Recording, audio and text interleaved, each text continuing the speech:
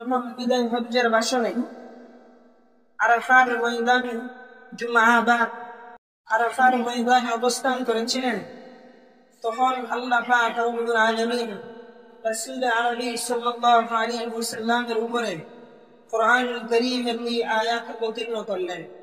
আল্লাহ এই আয়াতের মাধ্যমে রাসূলকে জানিয়ে দিয়েছিলেন, আল-ইয়াওমা আকমালতু লাকুম দীনাকুম ওয়া আতমামতু আলাইকুম নি'মাতি ওয়া রাদিতু লাকুমুল ইসলাম দীনা। আল্লাহ রাসূলের মাধ্যমে লক্ষ সাহাবায়ে কেরামকে জানিয়ে দিয়েছিলেন যে আজ আমি তোমাদের জন্য তোমাদের দিনকে পরিপূর্ণ করে দিলাম এবং তোমাদের উপরে আমার নিয়ামতকে পূর্ণাঙ্গ করে দিলাম। তখন লক্ষ সাহাবায়ে কেরাম এক বাক্যে বলেছিলেন, আল্লাহর রাসূল সমস্ত সাহাবায়ে কেরামকে সাক্ষী রেখে আল্লাহর রাসূল বলেছিলেন যে হে আমার সাহাবায়ে কেরাম, এই আয়াতের মাধ্যমে আল্লাহ পাক রব্বুল আলামিন যে দ্বীনের দাওয়াত, যে দ্বীনের পয়গাম আমার কাছে প্রেরণ করেছিলেন, আমি কি আপনাদের কাছে এই দ্বীনের দাওয়াত পৌঁছাইতে পেরেছি? তখন লক্ষ সাহাবায়ে কেরাম বলেছিলেন, ইয়া রাসূলুল্লাহ, ইয়া রাসূলুল্লাহ, ইয়া রাসূলুল্লাহ, আপনি আমাদের পর্যন্ত আল্লাহ প্রদত্ত দ্বীনের দাওয়াত আমাদের কাছে পৌঁছাইয়ে দিয়েছেন। এই আয়াত যখন নাযিল হয়, নাযিলের সময় হযরত ওমর ফারুক রাদিয়াল্লাহু তাআলা আনহু কেঁদে দিলেন যে হঠাৎ করে আল্লাহ পাক রব্বুল আলামিন এই আয়াত অবতীর্ণ করে দিলেন রাসূলের উপরে, আর রাসূল এই আয়াত আমাদেরকে জানিয়ে দিলেন এর দ্বারা উদ্দেশ্য কি। ওমর রাদিয়াল্লাহু তাআলা আনহুকে জিজ্ঞাসা করা হলো যে হে ওমর, আপনি রাসূলের কণ্ঠে এই আয়াত শোনা মাত্রই কান্না করলেন কেন? তখন ওমর রাদিয়াল্লাহু আনহু বলেছিলেন, ইন্নাহু লাইসা বা'দাল কামালি ইল্লা আন-নুকসানি ওয়া কানা মুস্তাশআরা ওয়া মা ওয়াফাত an-নবী সাল্লাল্লাহু আলাইহি ওয়াসাল্লাম। যে ওমর রাদিয়াল্লাহু তাআলা আনহু বলেছিলেন, পূর্ণতার পরে অপূর্ণতা ব্যতীত কিছুই বাকি থাকে না। অর্থাৎ এই আয়াতের মাধ্যমে হযরত ওমর ফারুক রাদিয়াল্লাহু তাআলা আনহু বুঝতে পেরেছিলেন যে হয়তোবা আমরা অচিরেই মুহাম্মদুর রাসূলুল্লাহ সাল্লাল্লাহু আলাইহি ওয়াসাল্লামকে আমরা হারিয়ে ফেলব। মুহাম্মদ সাল্লাল্লাহু আলাইহি ওয়াসাল্লামের ওফাতের পূর্বাভাস ওমর ফারুক রাদিয়াল্লাহু আনহু এই আয়াতের মাধ্যমে জানতে পেরেছিলেন। সহিহ মুসলিম শরীফের 3228 নম্বর হাদিসে জাবের রাদিয়াল্লাহু আনহু থেকে বর্ণিত, তিনি বলেন, عن جابر رضي الله عنه قال رأيت النبي صلى الله عليه وسلم يرمي على راحلته يوم النحر ويقول لتأخذوا مناسككم فإني لا أدري لعلي لا أحج بعد حجتي هذه। রাসূল সাল্লাল্লাহু আলাইহি ওয়াসাল্লাম জাবের বলেন, আমি আল্লাহর রাসূলকে দেখেছি, রাআইতুন নবী সাল্লাল্লাহু আলাইহি ওয়াসাল্লাম ইয়াদমি আলা রাহিলাতিহি ইয়াওমান নাহরি, যে কুরবানির দিন রাসূল আরোহীর উপরে সওয়ার হইয়া রাসূল সাল্লাল্লাহু আলাইহি ওয়াসাল্লাম তীর নিক্ষেপ করেছিলেন এবং বলেছিলেন, ওয়ায়াকুল, আল্লাহ রাসূল বলেছিলেন, লিতাখুযু মানাসিকাকুম, যে তোমাদের মধ্যে কে এমন আছে যে আমার কাছ থেকে হজের নিয়ম কানুন শিখবে, তারা যেন আমার কাছ থেকে হজের নিয়ম কানুন গুলো শিখে নেই। কারণ আমার মন বলতেছে, আমার দিন বলতেছে, আমি যখন সামনের বৎসর আসবে, হজের সময় আসবে, আমার মন বলতেছে আমি আগামী বৎসর পর্যন্ত আর জীবিত থাকতে পারবো। এই কথার মাধ্যমে আমরা কি বুঝতে পারলাম যে আমাদের মধ্যে যখন কোনো মানুষ অসুস্থ হয়, তখন ওনাদের কাছ থেকে মৃত্যুর কিছু পূর্বাভাস বা মৃত্যুর কিছু আলামত পাওয়া যায় কি যায় না? বলে না যে আমার এই সম্পদগুলা তোমরা অমুককে দিয়ে দিবা, অমুক ভাবে বন্টন করবা, আমার এই ওসিয়তগুলা তোমরা পূরণ করবা।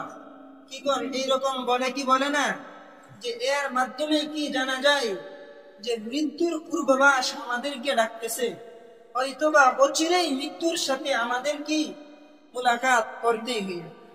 তো এই ঘটনার মাধ্যমে, এই বিবৃতির মাধ্যমে রাসূল সাল্লাল্লাহু আলাইহি ওয়াসাল্লামের মৃত্যুর পূর্বাভাস সাহাবায়ে কেরামগণ জানতে পেরেছিলেন।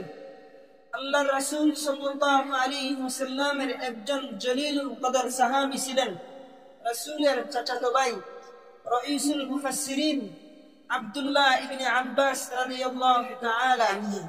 উমর ফারুক রাদিয়াল্লাহু আনহু আল্লাহর রাসূল সাল্লাল্লাহু আলাইহি ওয়াসাল্লামের সাহাবী।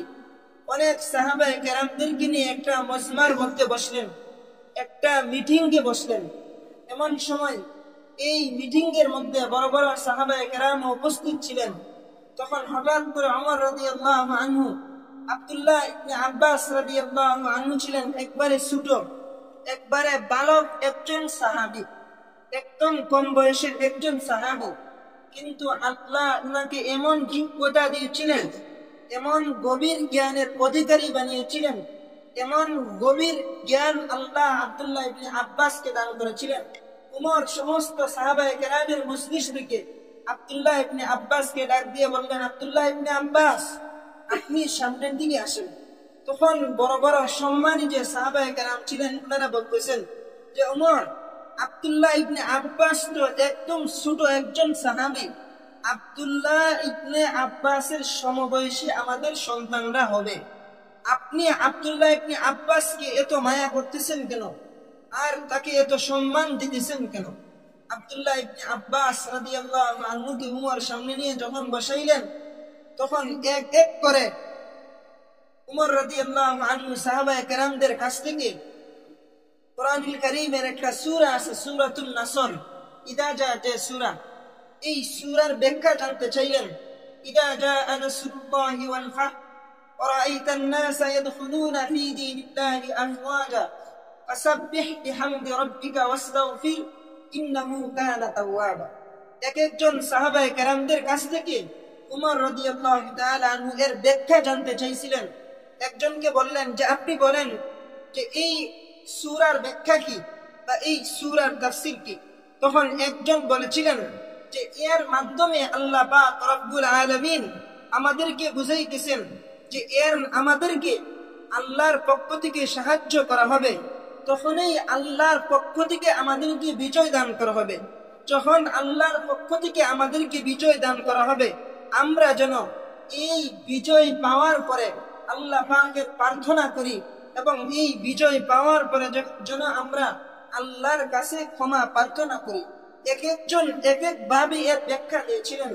যখন আব্দুল্লাহ ইবনে আব্বাসের কাছে আসলেন, আয়েশা বললেন, আব্দুল্লাহ ইবনে আব্বাস, আপনি এর কি তাফসীর করেন? আব্দুল্লাহ ইবনে আব্বাস মানুষটা ছিল একদম ছোট মানুষ, বালক বয়সী মানুষ, কিন্তু আল্লাহ ওনাকে এমন গভীর জ্ঞানের অধিকারী বানিয়েছিলেন। যখন আব্দুল্লাহ ইবনে আব্বাসকে বললেন, আব্দুল্লাহ ইবনে আব্বাস, আপনি বলেন যে এই সূরার মাধ্যমে আল্লাহ আমাদেরকে কি বুঝাতে চেয়েছেন? তখন আব্দুল্লাহ ইবনে আব্বাস সমস্ত সাহাবায়ে কেরামদেরকে বলেছিলেন যে এর তাফসীর হলো এই, এর ব্যাখ্যা হলো এই সূরা অবতীর্ণ করে আল্লাহ আমাদেরকে এই পূর্বাভাস দিচ্ছেন, এই সূরা অবতীর্ণ করে আল্লাহ আমাদেরকে এর সংবাদ দিচ্ছেন যে অচিরেই মুহাম্মদুর রাসূলুল্লাহ সাল্লাল্লাহু আলাইহি ওয়াসাল্লাম পৃথিবীর জমিন থেকে বিদায় নেবেন। ইদা জাআ নাসরুল্লাহি ওয়াল ফাth, যখন আল্লাহর সাহায্য আসবে, নাসরুল্লাহি ওয়াল ফাth, যখন আল্লাহর সাহায্য এবং বিজয় আসবে, ওয়া রাআইতান নাসা ইয়াদখুলুন, তখন তোমরা দেখবে লোকেরা দলে দলে ফি দীনিল্লাহি আফওয়াজা, দলে দলে লোকেরা ইসলামের ছায়াতলে আশ্রয় গ্রহণ করবে। রাসূল যখন মক্কাতে জন্মগ্রহণ করেছিলেন, তখন মক্কার অবস্থা একবারে দুর্বল ছিল। রাসূল মক্কাতে থাকতে পারতেন না শয়তানির কারণে, জালিমের জুলুমের কারণে। যখন মদিনায় আসলেন, ইসলাম শক্তিশালী হইল। রাসূল সাল্লাল্লাহু আলাইহি ওয়াসাল্লাম সাহাবায়ে কেরামদেরকে নিয়ে যখন মদিনাকে শক্তিশালী মদিনা হিসাবে রূপান্তরিত করলেন, মদিনাকে একটা গঠন মদিনা হিসাবে রাসূল রূপান্তরিত করলেন। ইসলামের যখন সাহস বাড়ল, সাহাবায়ে কেরামের ভিতরে যখন সাহস আসলো, তখন মানুষগণ দলে দলে আস্তে আস্তে কালেমা পড়ে ইসলামের ছায়াতলে আসতে লাগলো।